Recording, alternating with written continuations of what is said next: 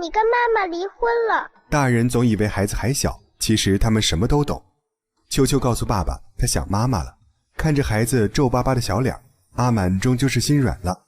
他把秋秋带到前妻家里，玉兰见到孩子过来，心中满是欢喜。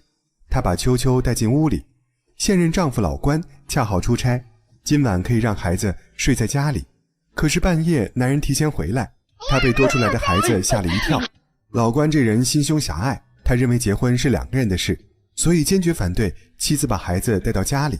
秋秋也讨厌眼前的坏叔叔，他不是爸爸，却想和妈妈睡在一起。秋秋的突然闯入让两个大人浑身不自在，而阿满这边也很别扭。钟经理竟然为他安排了相亲，他最近在工作中犯了太多失误，钟经理认为他该找个老婆照顾家里，这样才能平衡好事业与家庭。不过